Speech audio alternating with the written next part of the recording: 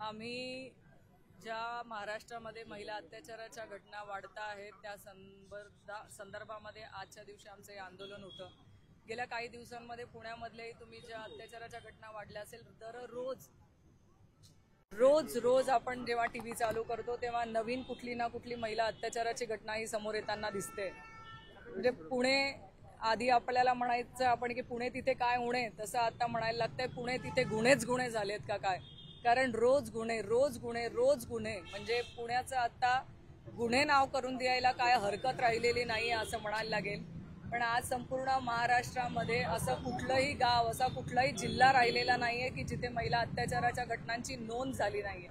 आमच्या आंदोलनाच्या माध्यमातून सरकारकडे एकच मागणी आहे की जो शक्ती कायदा महाविकास आघाडी सरकारच्या काळामध्ये मंजूर झालेला, त्या कायद्यामध्ये अशा काही तरतुदी केलेल्या होत्या की जेणेकरून गुन्हेगारांवरती आळा घालण्यासाठी मदत झाली असती।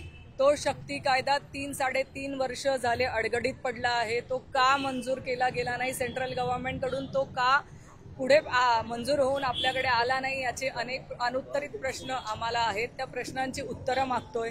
त्याचबरोबर जेव्हा अशा घटना महाराष्ट्रामध्ये होत आहेत तेव्हा पोलीस यंत्रणा काय करते किंवा पोलीस यंत्रणा त्यांच्यावर कडक कारवाई का करत नाहीये, हाही आमचा सवाल आहे। कारण अनेक ठिकाणी आपण बघतोय की घटना नोंदवायला देखील महिला जिच्यावर अत्याचार झालेला आहे त्या महिलेला संघर्ष करावा लागतो। 2-2, 4-4 दिवस ती घटना नमूद केल्या जात नाही का, तर फक्त ती रेकॉर्डवर येऊ नये। त्या महिलेला सुरुवातच पोलीस स्टेशन पासून होते की तिच्यावर तिला गुन्हा नोंद करत असताना तिची तक्रार घेतली जात नाही। तक्रार घेतली गेली तर कारवाईला उशीर लागतो। कारवाईला उशीर लागल्यानंतर ते कोर्टात जातं। कोर्टात गेल्यानंतर 10-10, 12-12 वर्ष जर आम्हाला न्याय मिळत नसेल, माझ्या माता भगिनींना न्याय मिळत नसेल, तर त्या न्यायाला अर्थ राहत नाही। शेवटी म्हणतात ना, जस्टिस डिलेड इज जस्टिस डिनायड। तर तुम्ही कमी पडतच आहे ना। जर त्या फक्त मला असं वाटतं काहीतरी फक्त चांगलं मेकअप करून हायली फायली चांगलं जायचं आणि सगळ्या पक्षाच्या कार्यक्रमांमध्ये मटकायचं, एवढंच तिथे काम दिसतंय। त्यांच्या जवळ त्यांच्या पुण्यामध्ये ज्या घटना झालेल्या आहेत त्या घटनांवरती त्यांचं साधं वक्तव्य, चिकार शब्द आलेला नाहीयेत।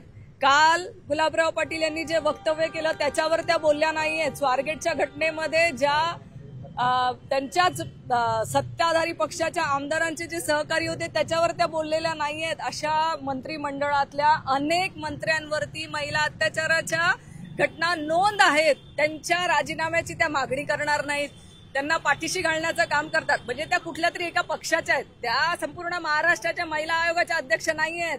त्या महिला आयोग म्हणजे फक्त सत्ताधारी पक्षाच्या बाजूचीच हे करणारच महिला आयोग येते। रामपुरी आणि मिरची पावडर पर्समध्ये ठेवा अशी मागणी करते। हो, यांच्या मंत्र्यांचं तर आपण खरं सत्कारच केले पाहिजेत। कारण सत्ताधारी मंत्र्यांनी ठरवूनच घेतलेलं आहे की रोज उठायचं आणि महिलांच्या बाबतीमध्ये अपशब्द काढायचे, किंवा ज्यांचे जे कार्यकर्ते असतात ते स्वतः उठून त्या महिला अत्याचाराच्या घटना करतायत असं समोर येतंय। जे गुलाबराव पाटील यांनी जे काल वक्तव्य केलेलं आहे त्याचा मी निषेध करते की त्यांनी त्यांच्या जबाबदारीतून मुक्त झाल्यासारखं वक्तव्य केलंय की आता महिलांनी त्यांच्या पर्समध्ये रामपुरी चाकू ठेवा, मिरचीची पावडर ठेवा, जेणेकरून आता तुम्हाला तुमचं काय करायचं ते तुम्ही स्वतःची संरक्षण करून घ्या, आम्हाला काय घेणं देणं नाहीये। मी जे वक्तव्य केलं आहे त्या वक्तव्याचं जर तुम्ही संपूर्ण पत्र वाचलं तर त्या पत्राचं माझं म्हणणंच एवढं आहे की आज माता भगिनी जेव्हा पोलीस स्टेशनला तक्रार नोंदवायला जातात, तक्रारीला आम्हाला अडचण आहे। आम्ही तक्रार नोंदवल्या गेली तरी आम्हाला न्याय व्यवस्था लवकर न्याय देत नाही। जी न्याय आम्हाला लवकरात लवकर मिळणं अपेक्षित असतो तो 10-15 वर्ष नोंद झाल्यानंतर आम्हाला न्याय मिळायला जर लागत असेल तर हा उशीर पण आमच्या काही कामचा नाही। आणि अशी न्याय व्यवस्था जी आम्ही सांगतोय की अरे ही आता तुम्हाला कठोर कायदे करणं गरजेचं आहे, सरकार साधं ऐकायला तयार नाही।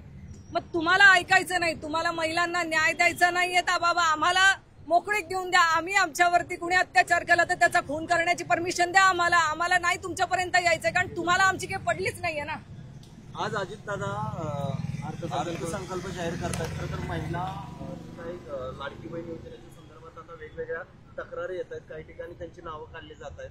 काय वाटतं महिला याच्यात काही? जर आपण बघितलं असेल की विधानसभेची जी निवडणूक झाली त्या निवडणुकीमध्ये लाडक्या बहिणीचे मतं मिळवण्यासाठी त्यांना वेगवेगळ्या तऱ्हेने प्रलोभनं देण्यात आली। 1500 रुपये आम्ही तुम्हाला आता देतोय, भविष्यामध्ये लगेच तुम्हाला आम्ही 2100 रुपये करून देऊ. पहिल्याच अधिवेशनामध्ये म्हणजे सरकार बसल्यावर पहिल्या अधिवेशनामध्ये तुम्हाला 2100 रुपये आम्ही या मानधनामध्ये वाढ करून देऊ असं वक्तव्य मुख्यमंत्री महोदयांनी केलं होतं. आणि आज अपेक्षा आहे आम्हाला की आज तुम्ही जेव्हा अर्थसंकल्प सादर करतात तेव्हा ही जी दिलेली आश्वासनं आहेत, जी तुम्ही शेतकऱ्यांना दिलेली आहे कर्जमाफीची, तुम्ही वीज बिल माफीची जी अशी अनेक तुम्ही जी आश्वासनं लोकांना देऊन मतं घेतलीत, ती संपूर्ण आश्वासनं ह्या सरकारने पूर्ण करण्याची ह्या अर्थसंकल्पामध्ये तरतूद करावी, एवढी आमची आजच्या दिवशी मागणी आहे.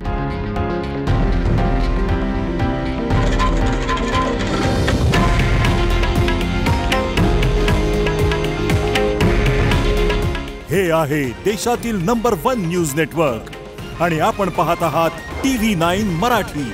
काळजी तुमची, हित महाराष्ट्राचं.